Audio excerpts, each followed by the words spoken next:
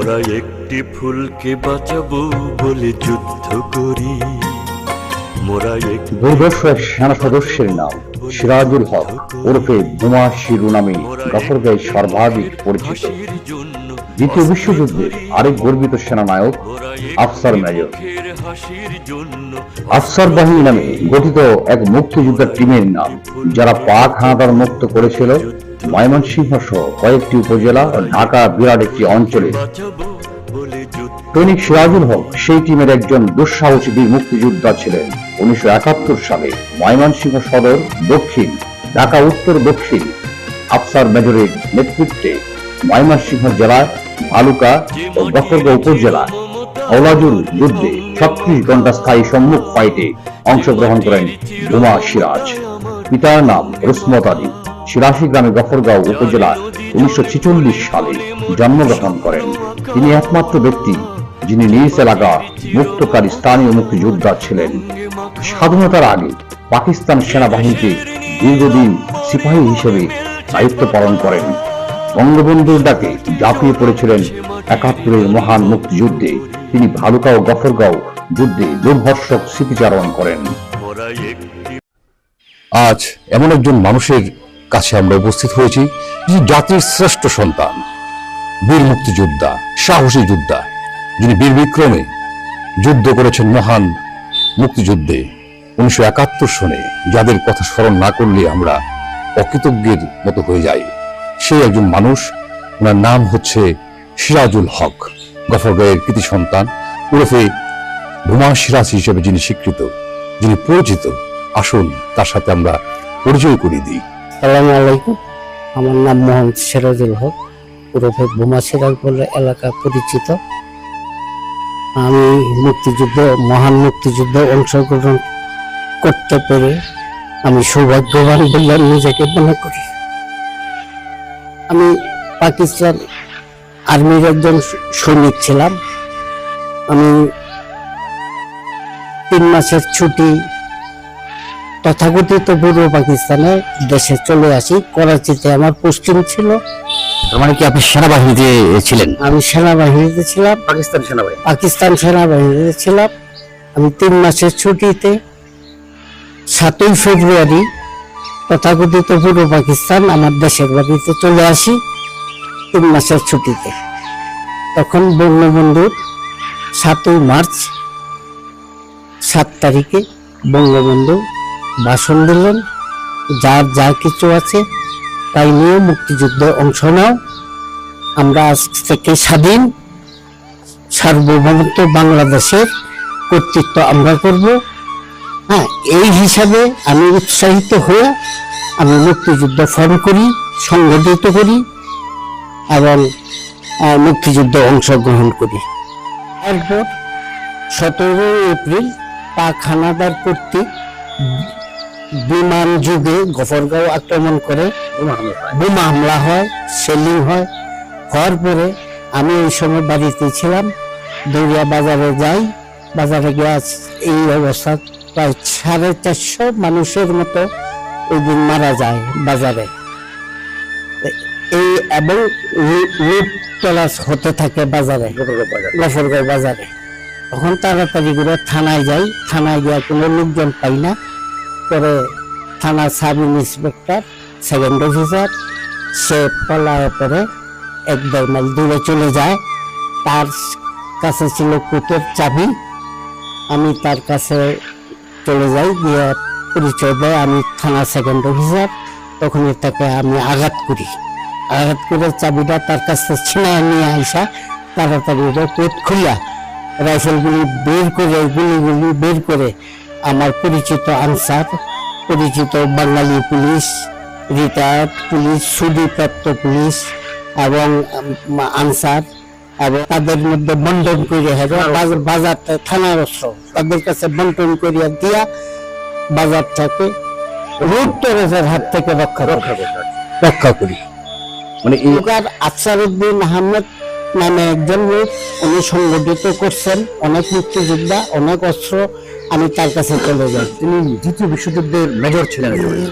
দ্বিতীয় বিশ্বযুদ্ধে তিনি আর্মিতে ছিলেন, ব্রিটিশ আর্মিতে ছিলেন। হ্যাঁ, সেহেতু তার প্রতি আমার আস্থা আছে, তার আচার আচরণ ব্যবহারে আমার আস্থা আছে।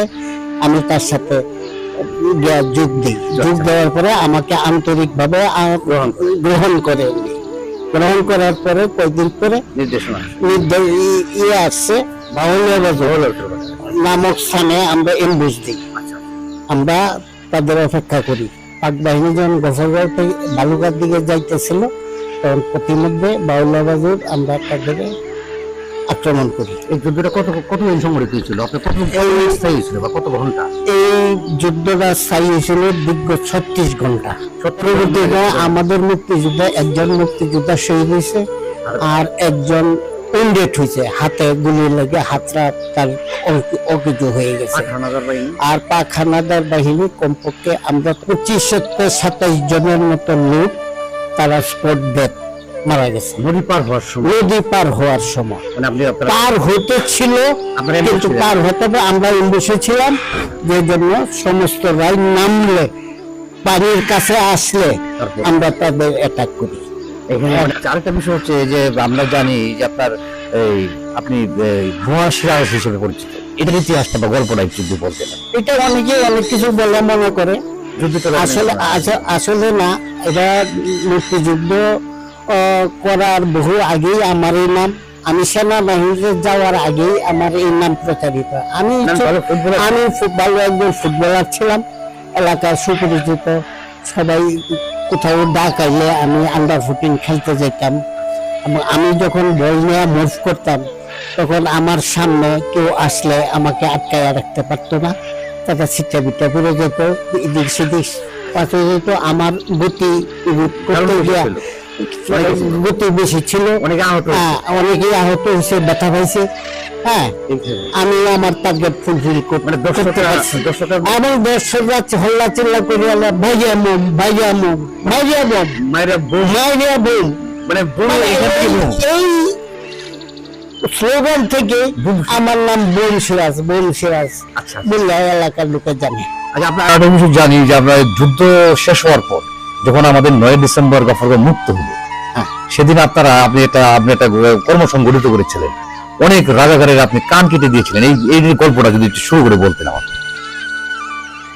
আমাদের টার্গেট ছিল বাঙালি আর বাংলাদেশ, ভৌগোলিক সীমারেখা পাক হানাদার বাহিনী মুক্ত করতে হবে।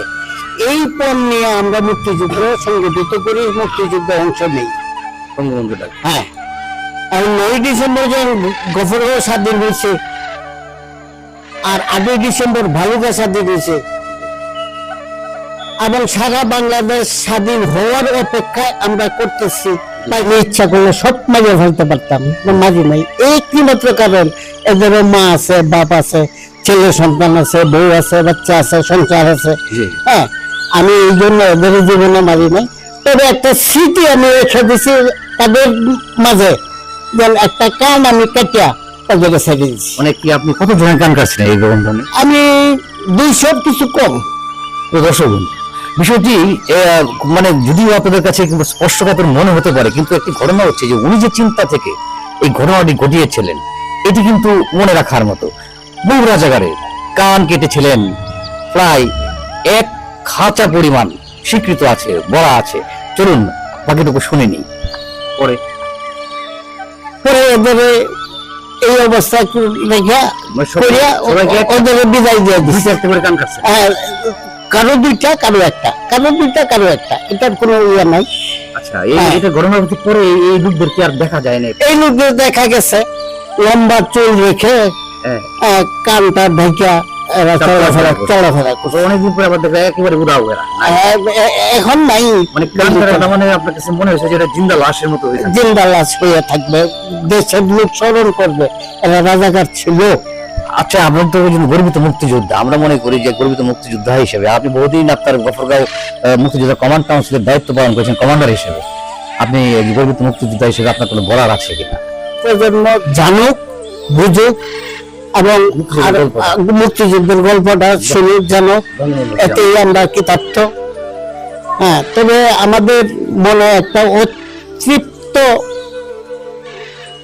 সান্ত্বনা আমাদের ভিতরে রয়ে গেছে, যে এত বড় যুদ্ধ, এতগুলি সংগঠন, এত বড় সংগঠন মুক্তিযুদ্ধের সময় আফসার সাহেব পরিচালনা করছে, তার সাথে আমি সেকেন্ড ইন কমান্ড হিসাবে তার সহযোগিতার মধ্যে ছিলাম।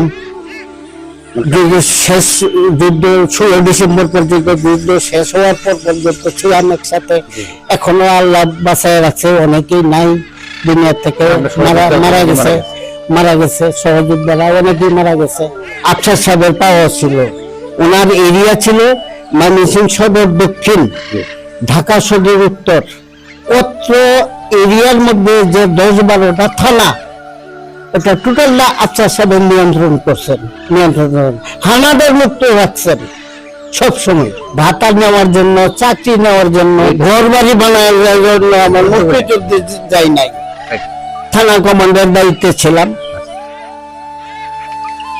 আমার সময় 3বার তালিকা হয়েছে কেন্দ্রীয় কমান্ডার নির্দেশে। 3বার তালিকার মধ্যে আমি প্রত্যেক ইউনিয়নে 5 সদস্য বিশিষ্ট একটা কমিটি করছি। কমিটি করে তাদের ব্রিফিং করে হয়ে যায় কারা কারা মুক্তিযোদ্ধা, কারা কারা মুক্তিযোদ্ধা নয়, এইভাবে বলিয়া দেয়া আমি 3বার তালিকা করিয়া একটা তালিকা করছি, গফরগাঁও থানা প্রকাশ করছি। তার মধ্যে 440-42 এর উপরে আমি উঠতে পারি নাই। এখন মুক্তিযোদ্ধার সংখ্যা 1200। আমাদের কিছু চাওয়া পাওয়া নাই, তবে আমাদের চাওয়া পাওয়া একটাই, জাতি এবং নতুন প্রজন্ম মুক্তিযুদ্ধের সঠিক ইতিহাসটা জানুক, উপলব্ধি করুক, তারা তাদের প্রজন্মকে, পরবর্তী প্রজন্মকে তারা পরিচালনা করুক মুক্তিযুদ্ধের উপরে। এবং যারা শহীদ হয়েছে তো এইভাবেই শহীদ হয়েছে, এই মনোভাব নিয়েই তো তারা শহীদ হয়েছে। তাদেরকে কি আমরা কিছু দিতে পারছি না, আর দেওয়া সম্ভব না। অতএব আমি মনে করি যে আমরা গর্বিত। বঙ্গবন্ধুর 7ই বার্ষিক ভাষণে আমি উদ্বুদ্ধ হয়েছি। আমি আরো আরেকটা জিনিস আমি করছি, যে পাকিস্তান সেনাবাহিনীতে চাকরিরত অবস্থায় আমি বাঙালি ভাইদেরকে, আমার মা বাপদেরকে, আমার দেশের লোকেদেরকে নৌকায় ভোট দেওয়ার জন্য উৎসাহিত করছি। এই চিঠি যদি পাকিস্তান আর্মিতে ধরা পড়তো তাহলে আমারও তো ওইখানেই ফায়ার করে দিত। সবাই ভালো থাকুন, আমি দোয়া করি।